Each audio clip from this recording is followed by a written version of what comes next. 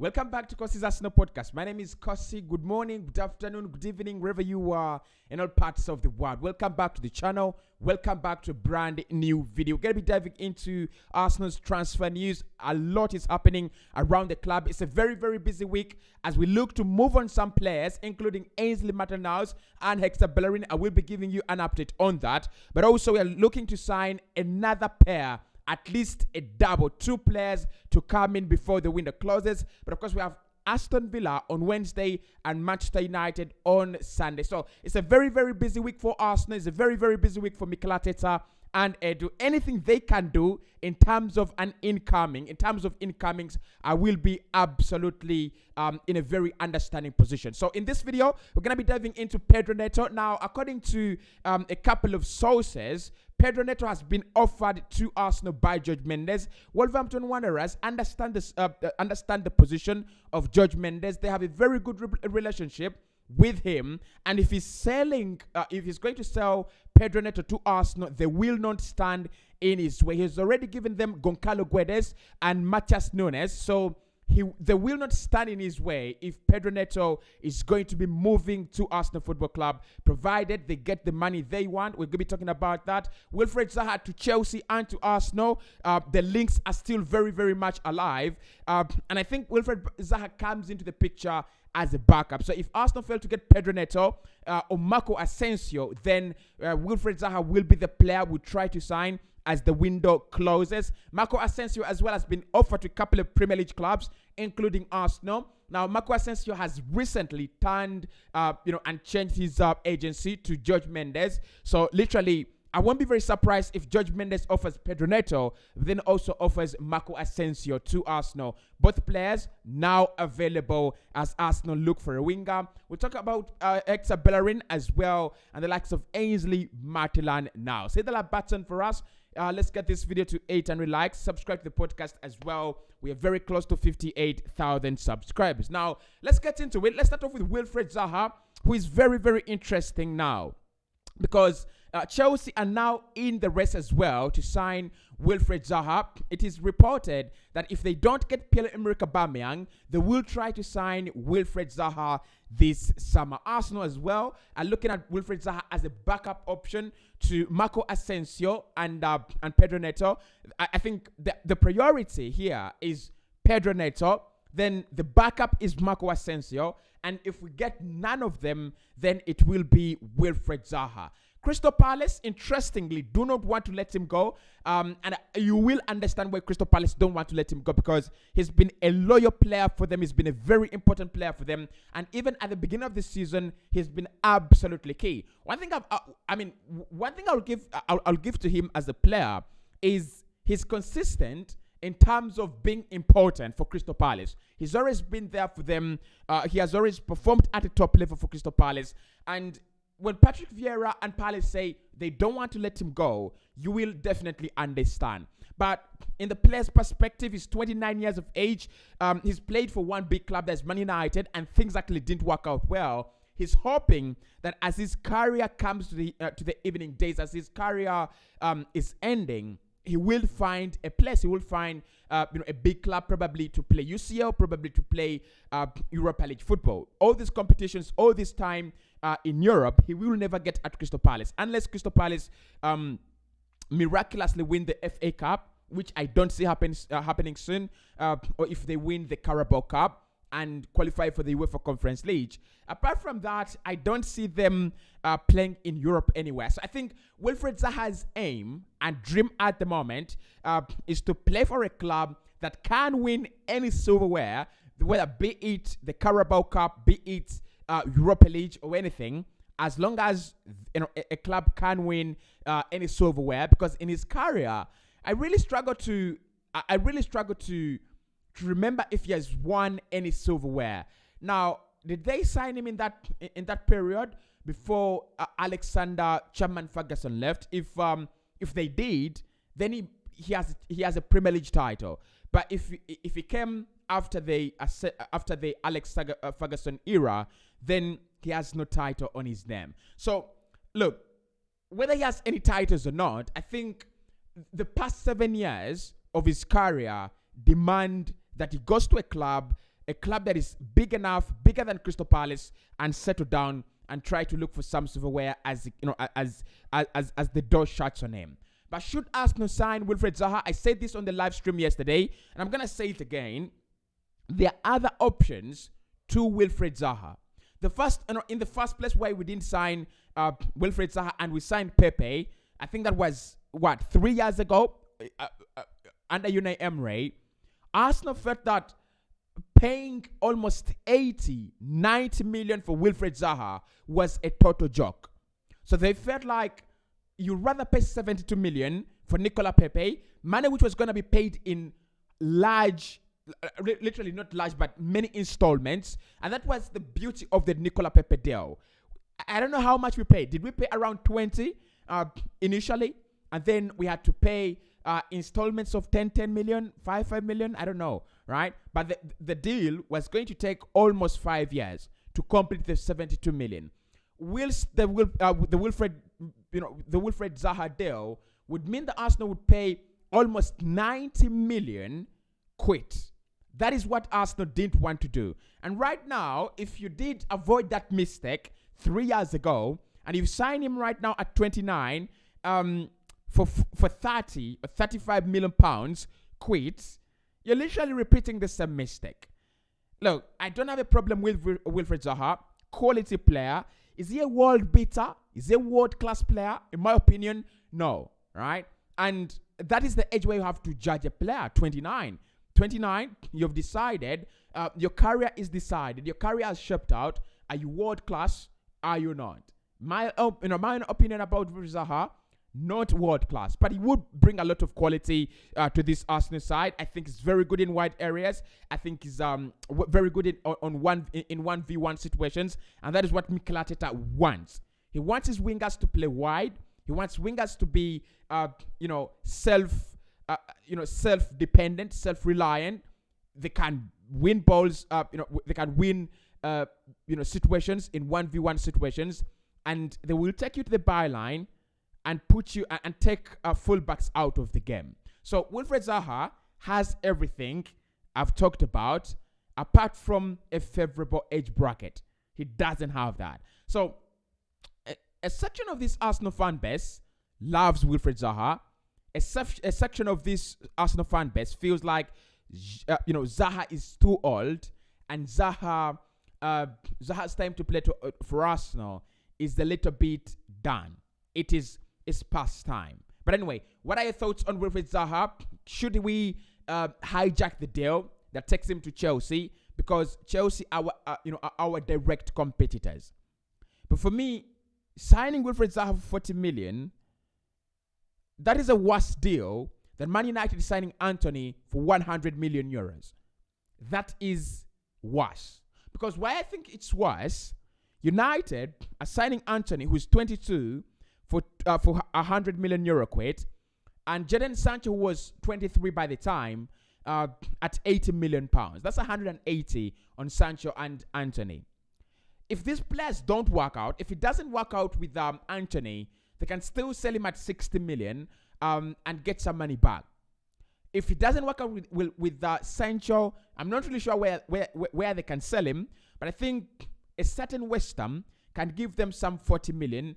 They can give them a figure in around 35, 45. It's that doesn't happen with Wilfried Zaha. His ceiling has already been hit. His resale value is not there. So if it doesn't work out, you're gonna sell him to what? You cannot sell him to a club like Newcastle anymore now. So you'll sell him back to West Ham, back to Crystal Palace, and clubs like that. So in my opinion, Zaha, not a bad deal, but it should come if we fail to get any of the priorities. And talking about priorities, Jorge Mendez has offered Wilfried Zaha has offered Pedro Neto to Arsenal.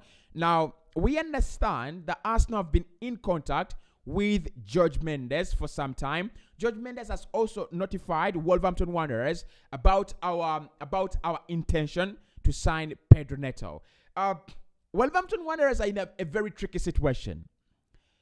They have a very good relationship with Jorge Mendez, and that is that's why they're signing as many Portuguese players as there is in the market. So they have a very good relationship with Jorge Mendez, and I think they will not want to ruin that. They will not want to. They will not want anything to stand in the way of that relationship. So he's given them Goncalo Guedes. He's also given them Matheus Nunes this summer, and he's telling them, you're either giving us Neves. I'm either going to sell Ruben Neves or Pedro Neto. Now, I think Wolverhampton Wanderers are in kind of it's called a loyalty spot, right? A loyalty corner, right? They find themselves in between a hard place and a rock. Do we let go of Pedro Neto or do we let go of Ruben Neves?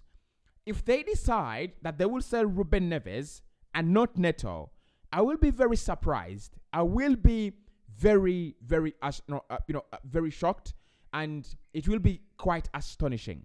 Because look, Ruben Neves right now, to find a player of his caliber, to find a player that can replace Ruben Neves currently, that is the most difficult thing to do. Moutinho, look, the age bracket for Moutinho doesn't dictate that he's going to be fit all season. Matheus Nunes is more of an advanced attacking midfielder, so you don't expect him to take up that Ruben Neves role. They have sold Morgan Gibbs-White to Nottingham Forest. I don't think they want to reduce their midfield. I don't think they need to reduce their midfield anymore. And that's why I'm very optimistic that Pedro Neto, provided Arsenal are willing to spend the right amount of money, will end up at Arsenal. Because, listen, Jorge Mendez has always worked on these deals and is a very, very very clever agent. The fact that no one expected, because Matheus Nunes, guys, was wanted by Man United, wanted by Chelsea and Manchester City. The hell he ended up at Wolverhampton Wanderers, no one knows, right? No one knows how the hell Matheus Nunes ended up at Wolves. No one knows. £50 million, record signing. This guy was wanted by Pep Guardiola. And look, not disrespect to Wolverhampton Wanderers, if Manchester City want a player, Wolves don't stand a chance. And then Jorge Mendez has told them, I'm going to give you Matheus Nunes. Okay? And then Goncalo Guedes, Liverpool wants him, Arsenal wants him, Leeds United wants him, and he's told Wolverhampton Wanderers, I'm going to get you Goncalo Guedes as well. So Wolverhampton Wanderers literally are in a position where the reciprocity cycle is on them to give back to Jorge Mendez. So for me, Pedro Neto is a deal to watch. It's not close. It is not done yet.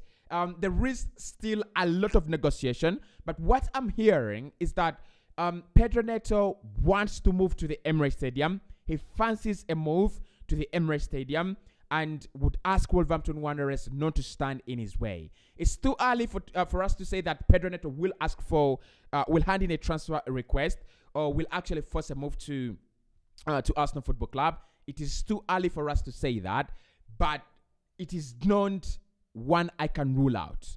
It is not a deal I will rule out. In my opinion, I'm also thinking, giving Goncalo Guedes crossing over to Wolves and Matheus Nunes crossing over to Wolves, could there be an element of Wolves knew this was bound to happen? Because why sign Goncalo Guedes with Podence, with Hwang Hee-chan and Pedro Neto? Why? I mean, those are four wingers at a club like Wolverhampton Wanderers. It doesn't make any sense. It doesn't really make any sense for you to have four wide players at Wolverhampton Wanderers spending 77 million while you have the likes of Pedro Neto around. So it's going to be Pedro Neto out or Ruben Neves out, just to try to balance the books as well. I've talked about FFP and I've talked about balance the books, and I think that is what they will be looking at. They'll be going, we have to balance the books here. So if anything, is gonna happen. If anything is going to happen, we lose one player and we bring in two. It's good business for me from Wolves. It will be absolutely very good business. So Pedro Neto offer to Arsenal right now. We are waiting for an official offer from Arsenal. I think what Arsenal don't want to do, and I love this kind of transfer business, Arsenal always don't want to go into a deal where they are second favorites. So we don't want to go into the Pedro Neto deal with Pedro Neto second guessing whether to join us or to stay at Wolverhampton Wanderers. What Arsenal want, they want to go into a deal 100% sure. They want to enter a deal where a player wants to join them, the club are willing to sell, and the agent is on the same page as the club, as Arsenal Football Club.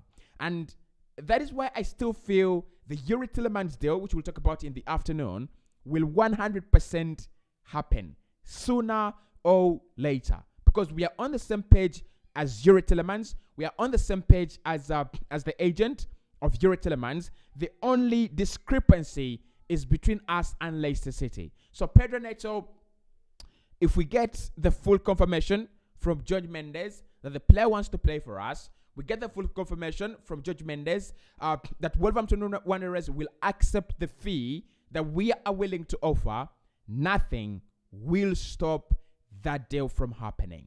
I also talk about Marco Asensio, because I think with Marco Asensio, I was watching Real Madrid yesterday, and he didn't appear in that game. Now, rumor is he has changed agency. Normally, when a player changes his agency, it is either because he wants to make a transfer happen. That is one. Or he's hoping that in the next window, he will be leaving the club, and he's fancying a beautiful greener pastures and elsewhere. A beautiful move, right? And I'm thinking, what I'm thinking about here with Marco Asensio. I mean, if he comes to the Premier League, I'll put him in my FPL, honestly. But what I'm thinking about here is a player who is not representing Spain, but should be representing Spain, and he knows that if you don't want to be like Isco, you need to leave Real Madrid right away. I mean, Isco had the quality to represent Spain day in, day out. Marco Asensio, the same story. And why they've not played for Spain is because they played at Real Madrid. They've been second favorites all their lives. And they've just chosen to be like Jesse Lingard. I want to be at Man United, no place, no anywhere else. I will go to West Ham on loan. It will work out well, but I won't leave Man United. I will destroy my career there. And finally, I will go to Nottingham Forest. His chances for playing for England are absolutely over. Because Nottingham Forest, what is he going to do at Forest to convince Gareth Southgate? I think it's the same thing with Marco Asensio. If he wants to play in the World Cup, if he wants to represent Spain in Qatar, because in Qatar, we are going to try to win the World Cup. We are trying with the likes of Pedri, Gavi, and Ansu Fati, in that team. We are trying to win the World Cup, nothing less. And he knows to beat this Barcelona, this Barcelona regime that is cropping up. Of course, you have to remember that Luis Enrique is an ex-Barcelona manager, and we saw it in the Euros. He literally dropped every Madrid player. All Madrid players, all players with a Madrid connection were dropped. Now, I don't support that. But Marco Asensio will be thinking, I want to go to another club. I want to impress, so that the manager doesn't have any reasons to drop me out of the last World Cup squad. And I'm thinking, coming to the Premier League is a wonderful move, a beautiful move, because this is where the headlines are made. This is where the spotlight is, and this is where the biggest cameras in the game are. If he comes to Arsenal and it works out well for him, good enough. If he goes to another club and it works out well for him, good enough as well. I'm not really sure which other clubs are involved in this one. Man United has been reportedly sniffing around. Leeds United have also been sniffing around, but with the likes of Luis Sinisterra coming back online from injury, I think they will not be thinking of adding another winger. They should add another striker, in my opinion. So I think Marco Asensio want to keep our eyes on. With Jorge Mendez now his new agent, you never know. Anything could happen. Now, outgoings as well are still happening. Arsenal are in direct contact with the representatives of Hector Bellerin to try and terminate his contract. It's a thing that I'm thinking here, and I'm like, if we are going to terminate his contract, why not do that in June? Why not do that in July and wait on until deadline day for all this kind of panic? Because look, you're going to terminate his contract anyway. But why do you want to do it in a week where I have to prepare for Aston Villa in 2 days, and then in the next 4 days you have Man United? Actually, in the next 3 days you have Man United. Why do you want to do it in a week where you have the transfer deadline day? Do you have to do it in a week where you have to sign a paper replacement? Just terminate his contract. The boy doesn't want to be at Arsenal, and no one at Arsenal wants him to be here. Terminate his contract. If no one is giving us the money, he wants to play for Real Betis. Let's get this chapter done and dusted. Let us close the Hector Bellerin chapter. It's not going to give us any positives anymore.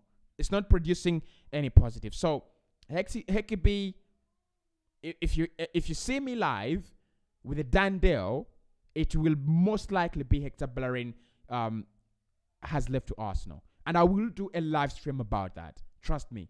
I will do a separate live stream about Hector Bellerin leaving Arsenal. Ainsley Maitland-Niles is another player that is seeking to leave the club. Now, we're talking about Southampton. We're also talking about West Ham. West Ham did win their first game of the season. Pablo Fornals with a cracker. Pablo Fornals is Spanish. And I think we need to add that, Premier League resilience in that, Spanish side in the World Cup, honestly. But this is what I'm going to say. With Ainsley, it's tricky because I don't think he provides much quality to a club that where he's going to be going. What he has is the versatility. DM, right back, left back. I think Southampton will be the better destination. At right back, they have Kyle Walker-Peters alongside James Ward-Prowse in that midfield. Of course, there is Romeo, but I think he can be that kind of backup at Southampton. They are struggling. They're really struggling. So they could use some numbers. They could use some few additions as the window closes. But I think it is most likely that Ainsley and Bellerin leave before the window shuts down on Thursday. Be sure to follow us on Twitter, Instagram, Facebook, and also subscribe to YouTube and TikTok at Cossy11. I see you very, very soon.